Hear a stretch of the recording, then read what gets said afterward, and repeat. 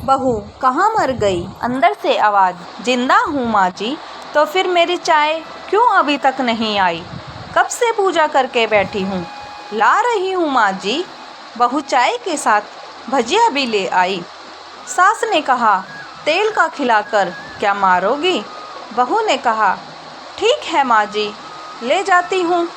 सास ने कहा, रहने दे, अब बना दिया है तो खा लेती हूँ। सास ने भजिया उठाई और कहा, कितनी गंदी भजिया बनाई है तुमने।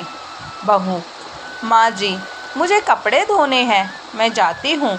बहू दरवाजे के पास छिपकर खड़ी हो गई।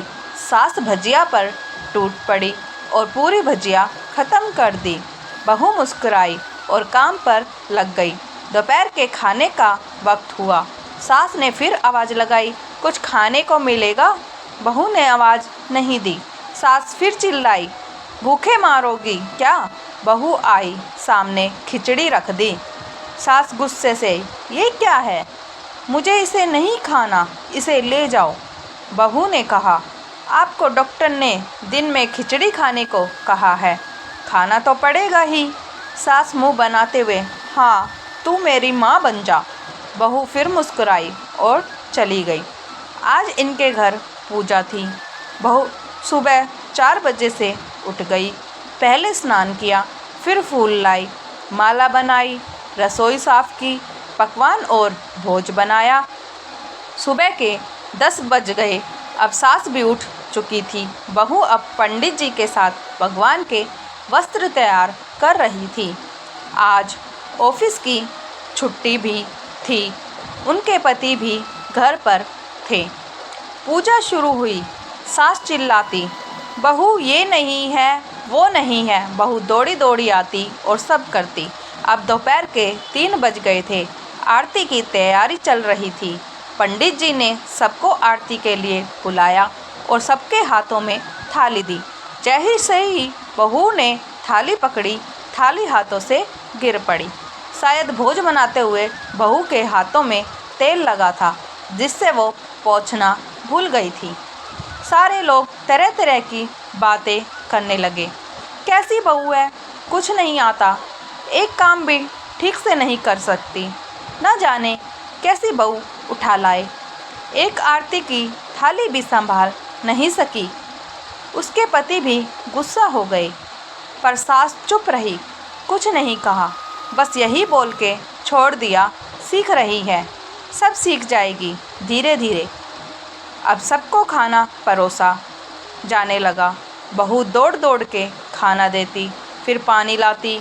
करीब 70-80 लोग हो गए थे। इधर 2 नौकर और बहू अकेली। फिर भी माँ सारा काम बहुत अच्छे तरीके से करती। अब उसकी सास और कुछ आस पड़ोस के लोग खाने पर बैठे। बहू ने खाना परोसना शुरू किया। सबको खाना दे दिया गया। जैसे ही पहला निवाला सास ने खाया, तुमने नमक ठीक नहीं डाला क्या? एक काम ठीक से नहीं करती, पता नहीं मेरे बाद कैसे ये घर संभालेगी। आस पड़ोस वालों को तो जानते ही हो ना साहब, वो बस बहाना ढूंढते हैं नुक्स निकालने का। फिर वो सब शुरू हो गए, ऐसा खाना है, ऐसी बहू है, ये वो वगैरह वगैरह। दिन का खाना हो चुका था। अब बहू बर्तन साफ करने नौकरों के साथ लग गई। रात में जगराता का कार्यक्रम रखा गया था। बहू ने भी 1-2 गीत गाने के लिए स्टेज पर चढ़ी। सास जोर से चिल्लाई, मेरी नाक मत कटा देना, गाना नहीं आता तो मत गा, वापस आ जा। बहू मुस्कुराई और गाने लगी। सबने उसके गाने की तारीफ की, पर सास मुंह फुलाते हुए बोली, इससे अच्छा तो मैं गाती थी जवानी में, तुझे तो कुछ भी नहीं आता। बहू मुस्कुराई और चली गई। अब रात का खाना खिलाया जा रहा था। उसके पति के ऑफिस के दोस्त साइड में ही ड्रिंक करने लगे। उसका पति चिल्लाता, थोड़ा बर्फ़ लाओ, तो सास चिल्लाती, यहाँ दाल नहीं है। फिर चिल्लाता, कोल्ड ड्रिंक नहीं है, पापड़ ले आओ। इधर उधर आखिर में उसके पति की शराब गिर पड़ी। उसके एक दोस्त पर और बोतल टूट गई। पति गुस्से में 2 झापड़ अपनी पति को लगाते हुए कहता है, जाहिल कहीं की, देखकर नहीं कर सकती, तुझे इतना भी काम नहीं आता। सारे लोग देखने लगे। उसकी पत्नी रोते हुए कमरे की तरफ दौड़ी। फिर उसके दोस्तों ने कहा, क्या यार, पूरा मूड खराब कर दिया। यहाँ नहीं बुलाया होता, हम कहीं और पार्टी कर लेते। कैसी अनपढ़ गंवार बीवी ला रखी है तूने। उसे तो मेहमानों की इज्जत और काम करना तक नहीं आता। तुमने तो हमारी बेइज्जती करवा दी। अब आस पड़ोस की औरतों को और बहाना मिल गया था। वो कहने लगी, देखो क्या कर दिया तुम्हारी बहू ने, कोई काम की नहीं है। मैं तो कहती हूँ अपने बेटे की दूसरी शादी करा दो, छुटकारा पाओ इस गंवार से। सास उठी और अपने बेटे के पास जाकर उसे थप्पड़ मारा और कहा, अरे नालायक, तुमने मेरी बहू को मारा, तेरी हिम्मत कैसे हुई, तेरी टांग तोड़ दूंगी। उसके बेटे के दोस्त कुछ कहने ही वाले थे कि उसकी माँ ने घूरते हुए कहा, चुप, बिल्कुल चुप। यहाँ दारू पीने आए हो, जबकि पता है आज पूजा है और तुम्हें पार्टी करनी है। कैसे संस्कार दिए हैं तुम्हारे माता पिता ने। और किसने मेरी बहू को जाहिल बोला। ज़रा इधर आओ, चप्पल से मारूंगी अगर मेरी बहू को किसी ने एक शब्द भी कहा तो। अरे पापी, तूने उस लड़की को बस इसलिए मारा कि तेरी शराब टूट गई। पापी, वो बच्ची सुबह 4 बजे से उठी है, घर का सारा काम कर रही है, ना सुबह से नाश्ता किया, ना दिन का खाना खाया, फिर भी हंसते हुए, सबकी बातें सुनते हुए, ताने सुनते हुए घर के काम में लगी रही। तेरे यार दोस्तों को वो अच्छी नहीं लगी। जूते से मारूंगी तेरे दोस्तों को जो कभी उन्होंने ऐसा कहा।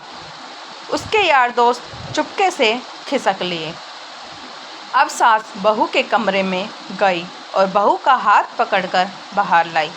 सबके सामने कहने लगी, किसने कहा था अपनी बहू को घर से निकाल के दूसरी बहू ले आना। ज़रा सामने आओ। कोई सामने नहीं आया। फिर सास ने कहा, तुम जानते भी क्या हो इस लड़की के बारे में। ये मेरी माँ भी है और बेटी भी। माँ इसलिए मुझे गलत काम करने पर डांटती है और बेटी इसलिए कभी कभी मेरे दिल की भावनाएं समझ जाती है। मेरी दिन रात सेवा करती है, मेरे 1000 ताने सुनती है, पर एक शब्द भी गलत नहीं कहती, ना सामने ना पीठ पीछे। और तुम कहते हो दूसरी बहू ले आऊं। याद है ना छुटकी की दादी। अपनी बहू की करतूत सास ने गुस्से से पड़ोस की महिला को कहा, अभी पिछले हफ्ते ही तुमने मियाँ बीबी भूखे छोड़ घूमने चले गए थे। मेरी इसी बहू ने 7 दिनों तक तुम्हारे घर पर खाना पानी, यहाँ तक कि तुम्हारे पैर दबाने जाती थी, और तुम इसे जाहिल बोलती हो।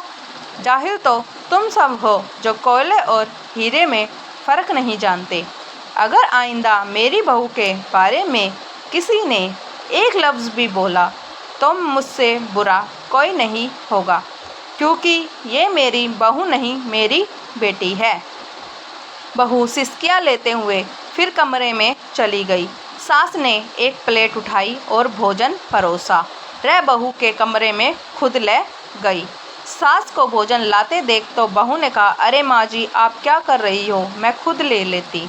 सास ने प्यार से ताना मारते हुए कहा, डर मत, इसमें जहर नहीं है, मार नहीं डालूंगी तुझे।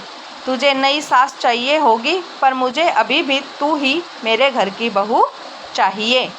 बहू ने अपनी सास को रोते हुए गले से लगा लिया। सास भी रो दी पहली बार और कहा, चल खाना खा ले। फिर मजाक करते हुए कहा, फिर मेरे पैर दबाने चले आना, और ये ख्याल मन में मत लाना कि सास पैर बोलती है। किसी दिन मैं इसका गला दबा दूंगी, क्योंकि कभी मैं भी यही सोचती थी। दोनों खूब हंसने लगती हैं। दोस्तों, अगर स्टोरी पसंद आई है तो हमारे चैनल को लाइक, शेयर एंड सब्सक्राइब ज़रूर करें। धन्यवाद।